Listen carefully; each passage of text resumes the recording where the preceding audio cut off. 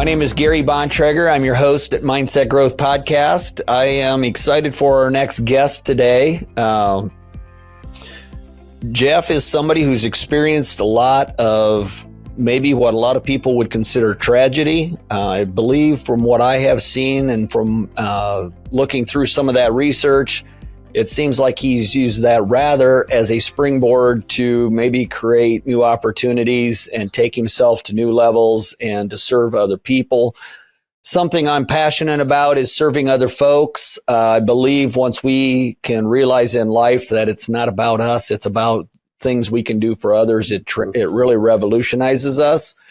So that's the thing that intrigues me so much about Jeff. And I look forward to diving in and going through this journey with him and sharing that with you over this podcast, is so that you can learn and maybe just challenge you to take one or two things away that you can apply to your life. And hopefully we don't all need to experience all the tragedies that others experience. We can learn from those. So with that, Jeff, I welcome you to the Mindset Growth Podcast, where we often discuss and share ideas, trying to challenge people's mindsets and consider to view things a different way. So welcome to the show. Well, thank you. I appreciate the opportunity. Thanks for having me. It's awesome. Well, I appreciate you coming on and doing this with us. When I read through your bio, it was very intriguing to me.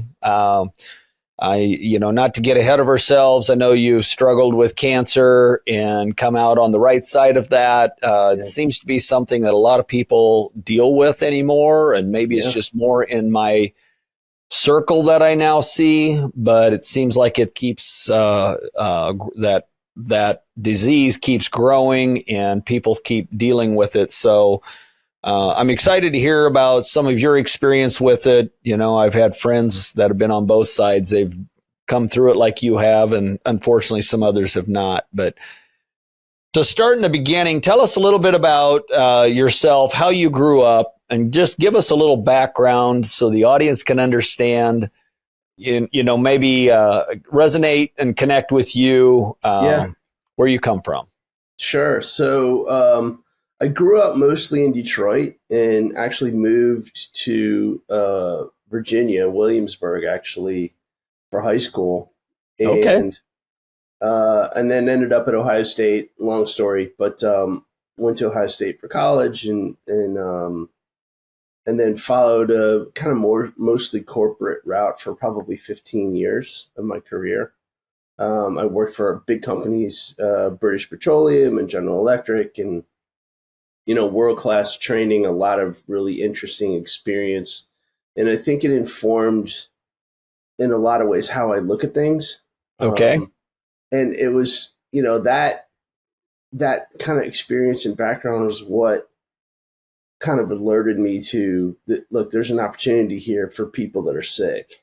Right. So I went through my own experience, and in my first couple of days in the hospital, I was terrible. I mean, I was an absolute disaster as a patient. So, I kind of took what I knew and what I experienced and what I kind of fought through and tried to boil that down into an instruction manual or something that helps people deal with the mental side of having cancer in my book. So it's kind of how it grew up and kind of why, and how I'm informed in terms of how I look at things from a process perspective, from a structure perspective, from a system perspective, right? All of that, I think, makes up a lot of what we experience, certainly in any type of medical situation, but certainly it's more pronounced, I think, when you have cancer. Sure. Well, I think the one thing that changes with when we hear that word cancer is the uncertainty, because I've seen folks who look at that immediately as a death sentence. Right. And then I see others that are like, once they know more details about it, they're like, okay, excellent. Now I know what I need to fight for. Right. And how we can put a plan together to fight. So I want to get into all of that. Yeah. Before we do, a couple of things that I like to ask every guest, and I just see often that successful people have some type of routine. Do you have a morning routine? I get up and I try and answer kind of the morning questions. I don't know where I have them sitting around here somewhere, but it's just things to get your mindset around, um, where am I at? What am I doing? What am I doing this for? So, what am I grateful for? What worked yesterday? What can I do better at today? What's my focus for the day? Who can I help today? Um, how can I take time for myself? Do I have any new ideas? What are 5 simple things I need to get done? So I'll go through that checklist in the morning. I would say mostly religiously, right? There's days I'm not, Right. I'm not there. I'm out of the door doing something different. But yeah, Right. for the most part, that helps me, be grounded in not only what I'm doing that day, but then, I have more of a sense of purpose of, okay, I got to get this done today. Right. So, Well, I think a lot of times we go through life and even sometimes day-to-day routines, and they just yeah, kind of happen. I'm sure at this point you have found the value of being a little more intentional, yeah, because certain things mean more to you now than they probably did in the past. yeah, And people who are intentional often find that they have higher levels of success, whether it's at work, in their personal life. So that's a great idea to have a checklist every morning. yeah, We often hear people have some type of routine, um, and it may be physical exercise, it may be some other things like yours. So yeah, that's a great one. yeah. Uh, I'm going to ask you a couple rapid fire questions. These are not questions you got. It's just to kind of throw out there and get some answers to help people understand who you are and kind of get Okay, things warmed up. okay, In high school, yeah. you would have been voted most likely to what? Leave town, Okay. maybe. And you did, right? And I did, yeah. Yeah, it's just a culture shock, right? Moving Right. from suburban Detroit to rural Virginia. So, That yeah. was that just because you seen opportunity and you felt like you were in a more smaller community that wasn't going to provide those opportunities? Yeah, I mean, there was part of it. Like culturally, it's different, right? Right. And I didn't grow up my whole kind of elementary school through high school there. It was a different place. And looking back on it, I have a huge appreciation for it, right? It gave Right. me totally different perspective than I would have had if I had stayed in one place kind of my whole Right. primary school and high school career. So, Right. Excellent. If you could start a charity, what would it be? oh, um, I would start a charity that offers every single cancer patient the opportunity to have on demand mental health counseling. Interesting. Very interesting. I like that. I think Yeah. just mental health in general in our country is at a really tough spot. Yeah. And I think a lot of it comes to, you can break it down to life moves faster. We have these phones that that control us. There's so many good things that come from it, but I think a lot of times it's hard to separate all the noise. So Yeah. I like that. That would Yeah. certainly be a positive. What's your favorite way to relax or de-stress? Yeah. So I'll go walk with my dogs um, in the woods somewhere. So we have a good amount of woods behind our house, and we just go hang out, walk around, and let them go do whatever they're going to do, dog stuff. Right. And it's quiet. There's nice big trees, and it kind of gives you the chance to catch your breath or just breathe. Let you think and Yeah, let a lot of that day-to-day stuff go. yeah, Um, I know you wrote a book, yeah. and we're going to get into that. Is that what is it your company now that you're focused on all the time? Or are you back in the corporate world and still working? Yeah, so presently, entrepreneur, getting ready to launch another startup business here probably in the next 6 months or so. Okay. So you're But yeah, self-employed at this this point. is my passion project, and I always make time for anybody and everybody that wants to talk or listen to the message or needs help. Right. I'm going to read just a little paragraph to set the stage for us, and then Okay. you can comment and tell us a little bit more about it.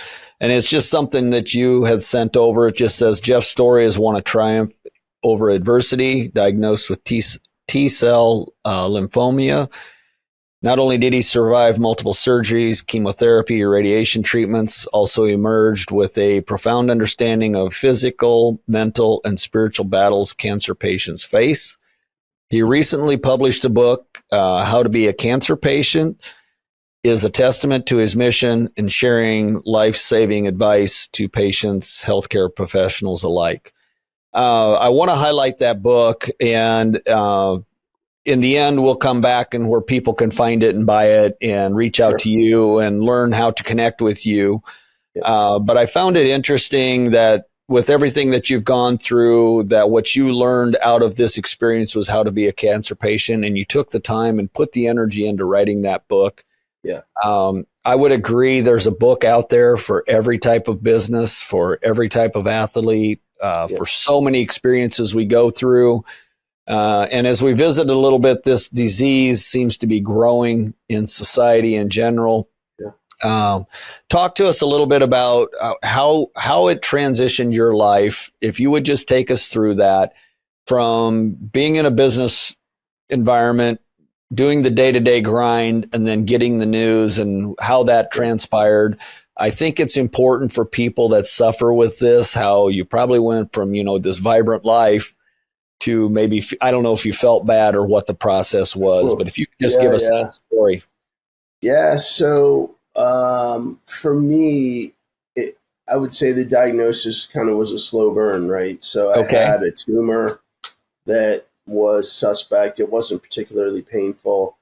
My general practitioner sent me into the James Cancer Hospital at Ohio State, and they rooted around one surgery, couldn't quite determine what it was, and then another surgery, and then they confirmed that it was cancer and in fact T cell lymphoma, and then that started the whole rest of the journey where I had chemotherapy and radiation. But I think the for me, I was always, and I have, usually in my life, I'm pretty good at reacting to things, right? So Right. I know when things are coming down the line, I'm ready for them, or even when there's surprises, I don't lose my mind uh, very often, right? So when I went in, and really the whole impetus behind this was, I'd gone through a couple of surgeries. They said I was sick, and then they were going to send me in for inpatient chemotherapy, which meant I was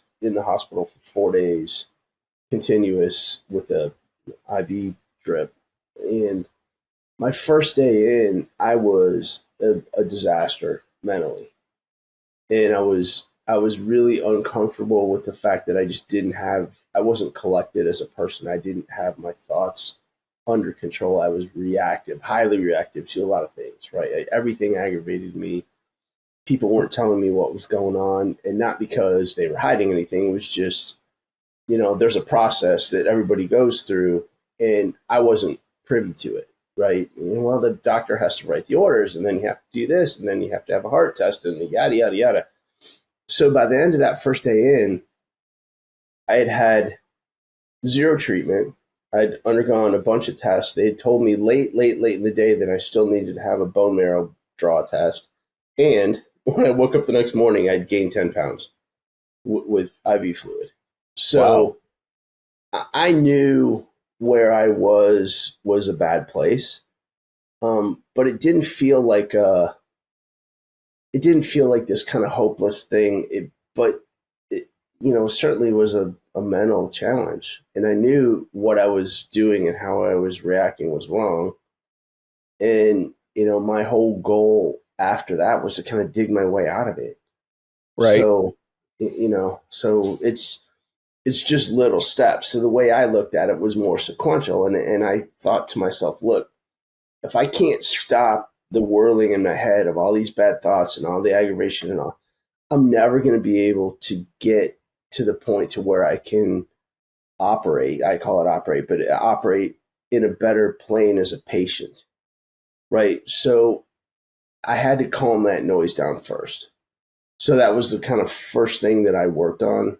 And, I wasn't, you're just clumsy at it when you try something new. At least for me, Right. I am. With a lot of mental things, meditation. I mean, take your pick, right? Whatever it is, Right. this is kind of new mental challenge. So I was really clumsy at it. And I got to the point to where it's like, okay, I could turn the noise down. And the way I did it was basically every time I had some kind of negative thought or some aggravation, I would append it with some other thing that would neutralize it. Oh my gosh, my cancer survival rate is super low, but I'm a sample size of one person and I'll be in the survivor group. Right. Right. So eventually that noise turned down, and then I could kind of get to the point to where I could deal with what was happening, in really rapid fire succession. So if, as you look back over this experience now, Yeah. and I think even when we're working jobs and day to day, there's a lot of times people don't really prepare for anything different to happen. Mm-hmm. And so, like, let's just say, the dog gets hurt and we've got to now change course of her day. A lot of people it'll become a traumatic situation, which it Right. can be. But I'm just saying, it probably, do you try to help people now also just figure out how you build in alternatives? Because cancer is certainly one aspect of it, but there can be many other things. It can be a car accident. It can be, the passing of a parent. I mean, suddenly it's just so many things can play into this. Yeah. And I guess for myself, I find it very beneficial often to start to not dwell on it, but to think of, okay, when these situations arise, here are my, 2-3 steps I'm going to take. Yeah. And it might be contact certain people for certain, if it's certain things, or know who, just certain ways to gain some sense of information I need. Yeah. No, and that is 1,000% helpful for any cancer patient, right? Okay. And the challenge is you have to turn that noise down to a level to where you can start thinking ahead, right? So you have to know what's happening, right? So that's a whole process of discovery.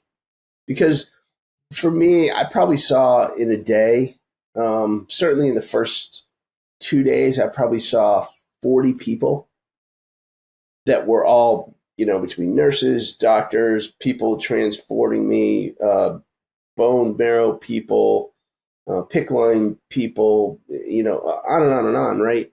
So a lot of times they'll only know their one step of the process, right? Right. So it takes a lot of work to even get to the point to where you can plan ahead. I mean, but you have to do the homework, right? You can't just be frustrated and say, oh, well, there's another test I didn't know about. You just have to go collect yourself and say, call your doctor, your nurse, whoever, and just say, look, tell me the path between where I'm at now and the end of the day tomorrow, or the end of the day in 2 days, right? And that way, that if you're going to have some kind of a procedure, for instance, right, then you can say, look, what's supposed to happen, and what are the bad things that could happen, right? No one likes to think of it, and if those bad things happen, then what's your medical response? But more importantly, if those bad things happen, what's my personal mental response, right? If you can get to the point to where you can think about that ahead of time, just like you said, it's a hugely important point. Then, right, even if bad things happen in that moment that you're told, right, oh, you have this complication, your first inclination isn't to lose poise, right? It's to kind of think through what you already thought through and say, look, this is how I'm going to go think about it going forward. Okay. I guess, I was going to ask that question. When you go into, we're going to have to, well, you can cut that, I guess, Matt. I just lost how I wanted to frame that question for you. Essentially, though, going through that process, I know what it is. Okay, so when you're going through all that and you talk a lot about calming the noise, yeah, there has to be an element, and I know there's a lot of information out there, but there's that element also mentally that helps with the healing process. Because we sometimes see people who look at those certain diagnoses and it's a death sentence and all they do is prepare to check out. I mean, they've already checked out. They're just taking preparation. Yep.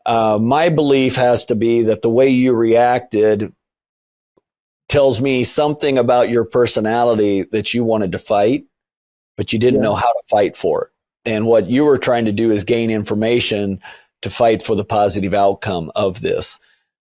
How did you, looking back, how do you visualize, or how would you now say, looking back mentally, your mental strength also had a piece of healing in it, and how you approach that? Yeah. So, I mean, once you turn the noise down, then for me, anyhow, I had to know what was happening so I could get my head around it and then prepare myself in how I reacted, but B, how I thought about it. Right. Okay. So I knew it was going to be a reasonably long journey from, my very first surgery to my last day of radiation. So, but if you're looking at things kind of a day at a time in these really small time buckets, then it's hard, at least it is for me, to kind of get my head all the way around the whole process. But once I was able to kind of visualize that whole process from day one to, the end, right, then it just gave me the opportunity to kind of be more durable as there were bumps in the road. Okay. Right. So, because I knew, and they're always going to tell you. So, a lot of times your tendency is to not to want to listen to the bad stuff. Right. Right. But my advice would be listen to the bad stuff, tuck it away, don't dwell on it. But if some of that comes to pass, then just know what you're going to do about it. Right. Right. So once I could kind of see the whole process, I have, for me anyhow, it felt like when there were complications or difficulties that they were just bumps along the road. In other words, it wasn't the end of the line. It wasn't something to really worry about. And I think, the way that you characterized it earlier with some people getting the diagnosis and checking out, I mean, that is in large part why I wrote this book, because there were people on my floor that I knew were at that point. Right. Right. And it's really sad to see. Like it's just one of those things where you can look in their eyes, or you can just look at how they're reacting to things, and you just know exactly what you said. They've just kind of thrown their hands up and they said, "Look, I'm just waiting for my time." And it's just awful to think that, right? I mean, and sometimes medically there's not a whole lot you can do, but I'm with you 100% believe that you can use your mind and how you think about things to shift the outcome somewhat. Right. You're not going to go from, having a huge medical problem to having it fixed in, 20 minutes of meditation or anything like that. But it absolutely helps. Well, and your life will never be the same. I mean, it certainly changed the course of your life, and there's so many good things that you can now do with that experience. And I know you've got some information in here where you work a lot with just trying to inspire people. I know faith-based piece of it is a big part for you, having that network and that support.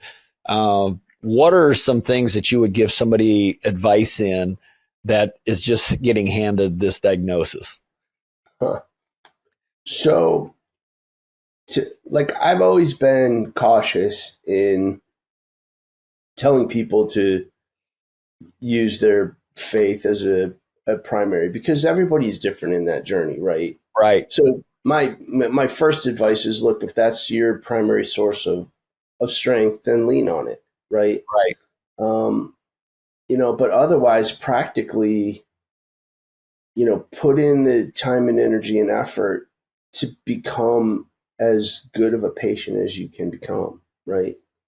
I mean, I think that's the answer, because some people, everything they do will be faith-based. And I think there's a huge there's a huge opportunity to leverage your faith when you're ill. But the other side of it is there's also practical things that that you just have to do, right? I mean, you just got to kind of walk through some of the different things that are going on. So you do have to advocate for yourself. You do have to know what's going on with your treatment. You have to know how you're going to respond if bad things happen, right? So, you know, you can mix the kind of spiritual side of it as your source of power with the practical side of, you know, here's all the blocking and tackling that need to happen to get me from where I'm at now to hopefully a better conclusion and an all clear at some point. And it's certainly going to be beneficial to be the patient that the doctors and the nurses enjoy being around. I mean, I don't know that that's going to make a total difference in the outcome, but certainly they're there to serve you, and they're doing that because they like to serve people. And you don't want to create an environment they're going to avoid you if they can't, you know, just because it's painful. You're right. And look, practically, they all know something about the best option for you, right? They all know something about how the hospital or clinic operates. They all knew who the good doctors are and who the maybe less good doctors are. They all know who are some of the better treatment facilities or some of the better facilities around town that you can get different procedures done. So for me, it was always, you know, I was always respectful and friendly. Well, most of the time. There's a couple incidents where I was not great, and I'm not proud of it, right? But for the most part, 99% of the time, I was respectful to everyone who treated me. And they have so much information, but you just have to ask. Right. And because, again, the more you can kind of fill up that tank of information about what's going to happen to you, what's available, how can I go and advocate for myself, right, the stronger you feel. It just builds that stronger foundation to where you can kind of push forward. Separately, I'm Gage. And I'm Bontrager. Together, we are Gage Bontrager Consulting. We work on changing your mindset, developing leaders, building systems and processes, helping you grow personally and professionally to achieve the success that you want personally and professionally. However you choose to define success for you. Reach out to us and follow us on social media or look us up on the website, and that will put you on a path to achieve what is missing in your life. Thanks for watching this episode of Mindset Growth Podcast. So one thing that I recognize, and I believe where you're at is a very good cancer center from what I understand. Yep. And so that was very fortunate for you. I'm in Iowa City, Iowa. We've got a very good cancer center at the University of Iowa as well. But there are certain types of cancer that even here, people will go to Mayo, they'll go down to Dallas, they'll find treatment at other places. And I think that's just something that you've referenced is learn what your options are, educate yourself, and understand, because depending on what you are dealing with, there may be some other alternatives that may be more beneficial than the local one. Yeah. And look, I mean, you have to be ruthless as a patient, not mean and nasty, but you have to be ruthless in going and advocating to the point to where you get the absolute best treatment that you can get. Right. And I think people, it's a hard one for a lot of people because doctor comes in and says XYZ, your first inclination is, well, they went to medical school. They're typically very bright people. You know, who am I to say anything different? But look, you're a consumer of healthcare, just like you're a consumer of, you know, cans of bean in the store, right? I mean, get the best value and outcome that you can. Right. One of the things that you've got that you sent over, talk about your journey through cancers, giving you some topics and that relate to leadership. And then each story carries a valuable lesson reflecting Jeff's leadership philosophy and his commitment to personal development. I just pulled up those bullet points, and I'd like for you to talk through that a little bit, because one thing we do a lot is work with small companies on leadership development and helping their companies grow and put those tools in place. What I really find probably more importantly is that it comes down to personal development within each person ourselves. So as you develop leadership at a company level, that's going to benefit that environment. It's also going to benefit your family. It's going to benefit you like it just did. Like you felt very out of control, but it didn't take you long because of your personal development and your leadership background to start to pull those ideas together and break it down and come up with solutions. So, and I hope that's what your book does, is helps people that maybe didn't have all the experiences you had, create that environment that they can kind of travel through that. So, one of the things that I find real interesting with our conversation already, just your first bullet point, and I want you to give some stories, and maybe this is in your book. If you could give us a little something to look forward to, it says, get yourself together, use self-awareness to neutralize stress, and lead with clarity. Yeah. So, I mean, the first part of getting yourself together is to know that you're not together, right? So there's the self-awareness needed, and typically most people know that because they're uneasy mentally, right? They feel that stress, right? But the response has to be, okay, how do I redirect that in a way where, I can think clearly? Because if you think of it, right, from a personal development standpoint and from a personal leadership standpoint, right, it's a difficult thing, right? So, and it's very unique, right? Because you're typically under duress. The diagnosis typically is unexpected, right? And you're thrown into a system that you know really nothing about how it works. Right. You kind of know, right? You got to go to this appointment and then the next one. But how the guts of it work, you don't really know, right? So the way I look at it was I had to get myself to the point where I could think clearly about things, right? And then get myself to a position where, I'm not leading the care team, right? But what I tell people is you're the only person that's been there for every single appointment, the whole duration of every single appointment, every procedure, everything that's happened to you, right? So you have to take that information and use it in, as a leader from the patient side, let's call it, right? To be able to go and inform the rest of your care team and direct them to the best extent you can, A, to make your outcome as good as possible, but B, to make it as comfortable as possible. So, I looked at it from that standpoint, right? My job was to go and help my care team be as productive as possible in getting me treated. And I think that's, for me, it's more of a servant leadership kind of approach anyhow, when I kind of think of being corporate leader, right, entrepreneur leader, whatever, right? And it's the same exact thing, right? What can I do? What information can I provide to go and give to my care team about what other doctors told me, what have I experienced in the past, what have you, that's going to make them better at their jobs and helping me get better.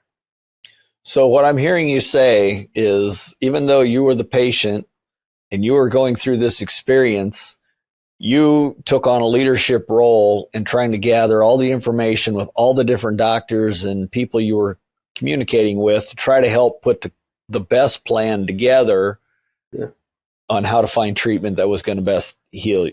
Yeah, I mean, it's not, I wasn't informing necessarily the medical approach, right? But I certainly was able to round out the information supply that every single person in the treatment team received. Right. But it comes back to you were taking control of your life, helping feel comfortable with the plan that was coming forward. And I think that's the piece, that's the point I want to drive. Because I think so often we view that things happen to us and not really for us. And if we can change our focus a little, you kind of step back to only gather your thoughts and really be very, targeted in how you move forward. The other thing that you bring up then a lot is that for the next bullet point is just advocacy and getting comfortable with the uncomfortable feelings that come with advocating for your position. So when you advise somebody, and if they would read your book, Tell us a little bit what they could expect out of that comment. Yeah. So, there's the way I think of it is there's always options, right? Okay. So here's two examples I think that I was able to experience when I was sick. One is I had to get an MRI for some complications somewhere along the Right. way, and they wanted to send me to one place in town that I could get in quicker. But I also knew that facility had like a really, really small MRI machine, not one of the brand new ones that are humongous. So I asked, was it possible for me to go to a different place that I knew had the bigger machine that would make me more comfortable? Oh, yes. Obviously they slot you based on some system or what have you, right? But Right. if you ask, they can look for them. They don't really care. They just want the data, right? So if you Right. ask, say, look, can I go somewhere else? Another time, I wanted to try and complete my 4-day chemotherapy just a little bit early to go make a family event, and Right. I knew it was a challenge from the get up. I talked to my doctor, and he did some research and said, yeah, we can, instead of taking 96 hours, we can do it in 90, right? Which was a big deal for me, which meant I got out of the hospital at noon for a 2 or 3 p.m. event rather than missing it and getting out at 6 o'clock in the evening. So, Right. I mean, there's always options, right? You can't Right. ask all day, every day for every little itty bitty thing, but ask, right? Respectfully, but ask, because more often than not, there's some option that'll make you a little bit more comfortable, or it'll help get you some little bit better result. So, Another one you've got here that I find interesting, and so many of these, as people are listening to this, I hope they're looking and inventorying their personal life and how they make decisions, because I feel like so many of these things, when we go through crisis, they broaden our horizon to where we can see the more options and things like that. But even a step before that, I think often when we start to go through the steps that you're putting together, we're going to understand that we actually have more options even in other aspects of our life. So the one thing that you brought up next is study indifference. Talk about that. That one really caught my eye because when I think of indifference, there are days all of us just come in and we just do what we do because it's so routine. right. And so I guess I'm curious to know what your perspective that you put that in there for. Yeah. So if you think about those days that you talked about, right, you know what's going to happen. You've done it before, right? You know all the players. You know where everything is. If you're doing a podcast, you know what time you need to be in the chair, yada, yada, yada, right? So if you walk all the way through that, the question then becomes, how do you get to be in that kind of headspace as a cancer patient? And really, what you have to do is your homework about what is going to happen, what's in front of you as your treatment. So let's say you're going to have a chemotherapy treatment, right? Right. And if you go and say, look, when does it start? When does it end? What are the possible side effects? How am I going to feel? Right. And you've exhausted every single question that you have, right? It feels a lot like those days you talked about where, look, I get it. You maybe don't want to go through it, but you know everything that's going to happen. You know everything that could happen. And you're to the point to where you're not necessarily indifferent about it going on, because sometimes it's not comfortable, but you're indifferent mentally because you've put in the time and you've done the homework to understand, okay, this is what could happen, right? This is what could happen. This is what is supposed to happen. So all the stress that comes with all the uncertainty just has the opportunity to evaporate. That is the whole kind of push behind this point of studying indifference. But you have to put in the time to understand what's happening to you. And my other point with that is you always have to be respectful of your care team's time. So before the doctor comes to visit, you need to write a list out. So when she comes in or he comes in, the list is there, where you're not sitting there saying, well, what if this happened? And they're busy people, right? So you want to be super respectful of their time, and they'll recognize that, right? If you have a list of 20 questions, they'll be like, okay, this person's organized, and we appreciate that approach, and they'll be, as forthcoming as they can, making sure that you get a full picture of what's ahead. And that's just a tremendous life lesson. I find it frustrating. Even you sit down in a meeting and people are not prepared for the meeting. Right. And what inspires me is when there's a young person that may say, "Hey, would you meet me for breakfast?" And they'll pick up the tab and they'll have a list of questions and walk through it. And it just tells me that person is really intentional about their outcome in life and what their purpose is on serving others. So that's great life advice. But I think in the value I see in doing it in the condition that you were in, whenever we're under stress already, you're trying to remove that noise and take out the stress. Yeah. But if you've got your own checklist, you're not stressing about, oh, I'm afraid I'm going to forget to ask this question and it's important to me. Right. They're there. You're just doing everything you can to minimize stress so that energy can go to heal yourself. That's right. Yep. 100%. Or to perform at a higher level.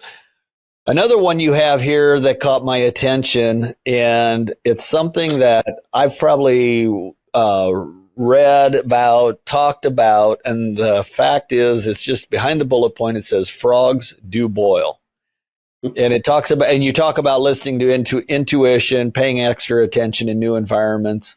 Give us a little breakdown on that. What your thought process is behind that. So for me, again, I mean, a lot of my corporate experience was on the operational side of businesses, right? How things worked. And for me,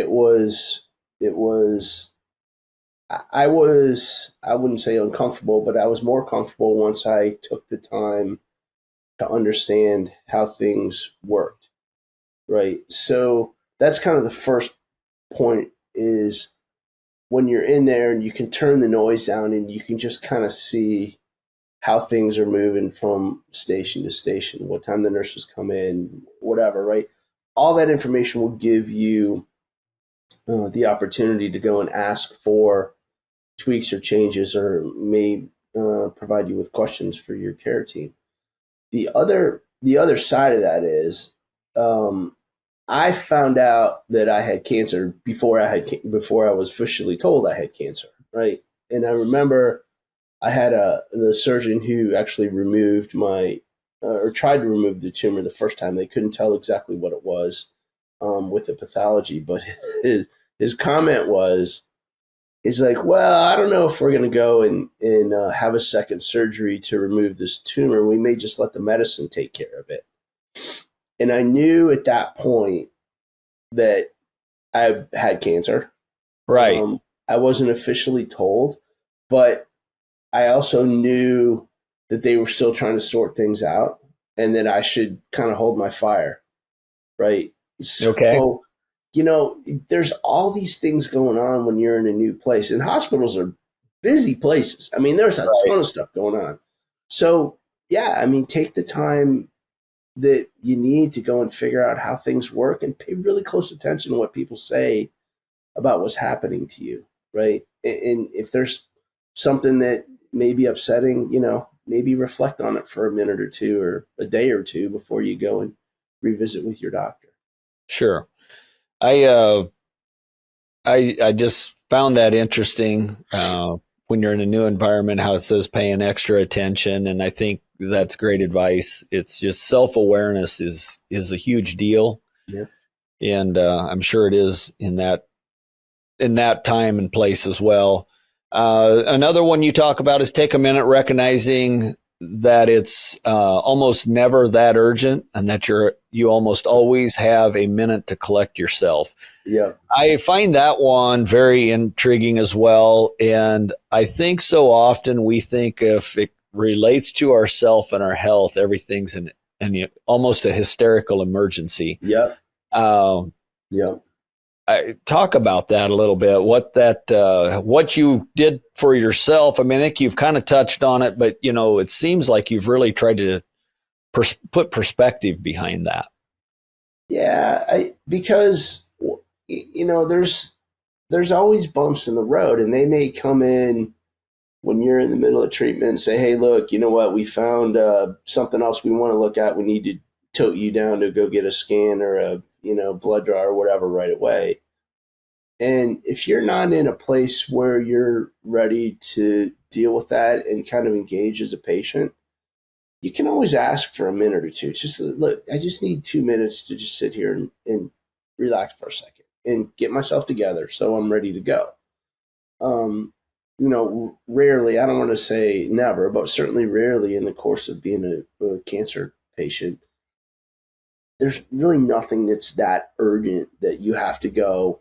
The second that they tell you you need to go do something, that you need to go off and do it. Right. So if you feel like you're in a place mentally where you're not really prepared, ask for a minute. Right. It's like with anything, you're in negotiations and you at a point to where you're, this whole negotiation has gone somewhere I'm not really comfortable with.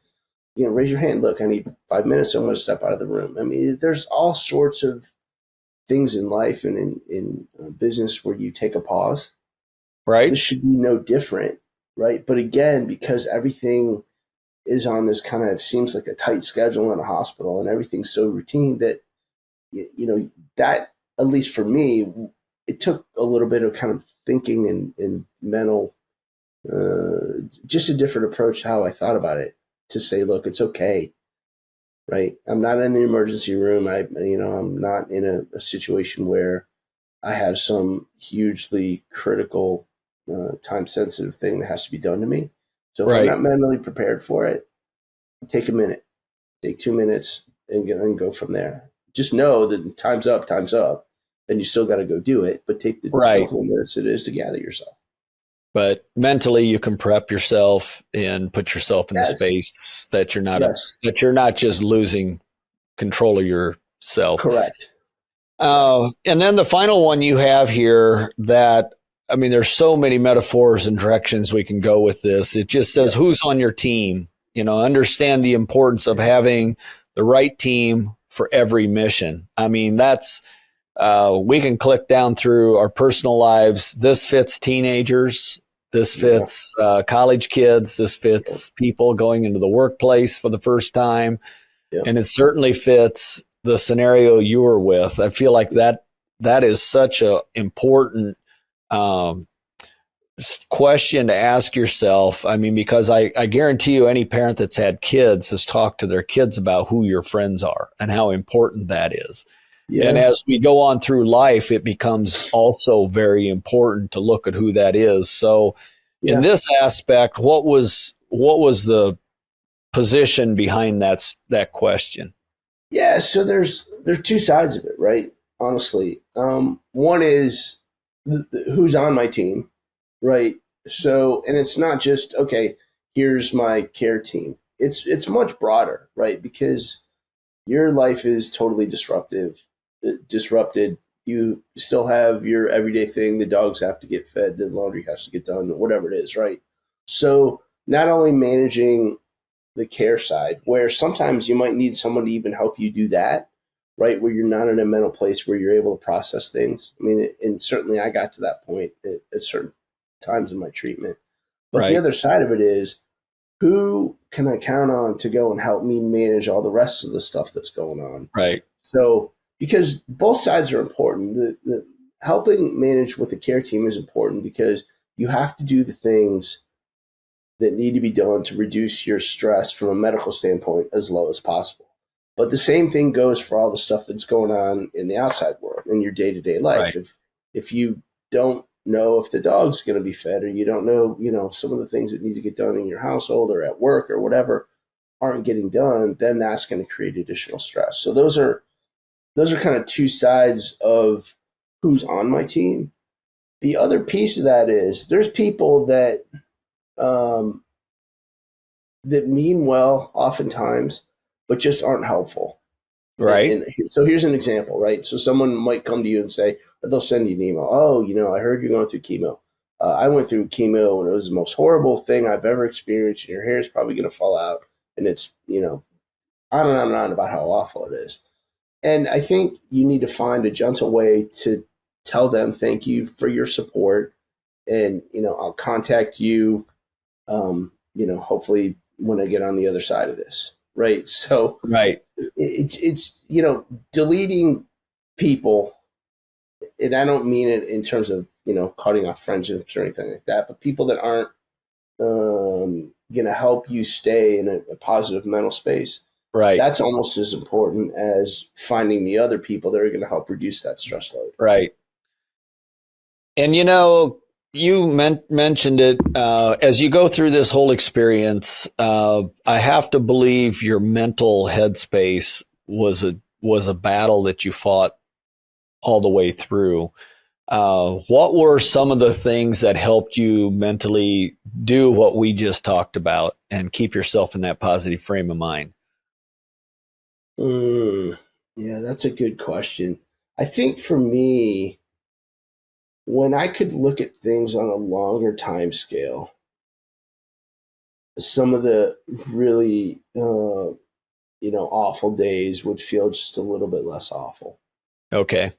Right. I mean, because when you're in it and you're not sleeping and you feel awful and you don't want to eat and you can hardly keep your eyes open, those days are pretty rotten. And if you don't get yourself out of recycling the thought, oh, I feel so bad, right?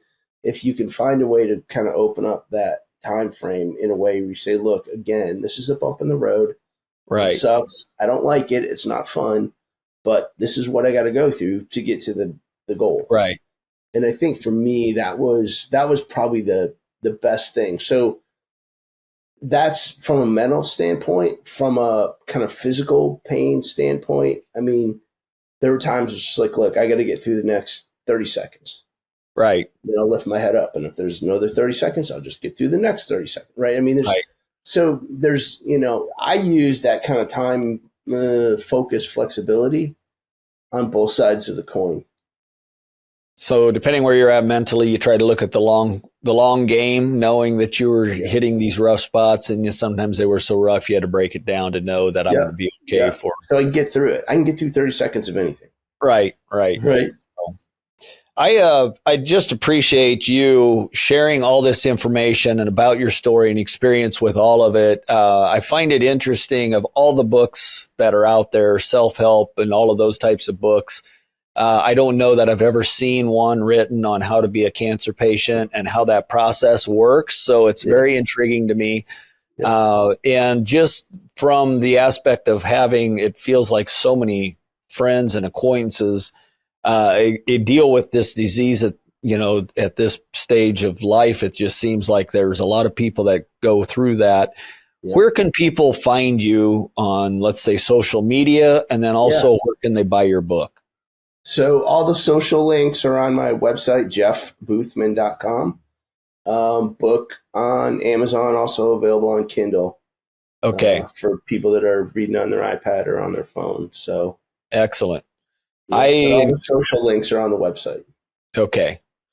I encourage anybody listening to this to please follow Jeff. You may not feel like it's relevant in your life today, right now, but as he just mentioned, things change very quickly sometimes, and it may not be for you. It may be for a friend. It may be for a family member. But if you can jot down and kind of store away this information, it may be beneficial to somebody else.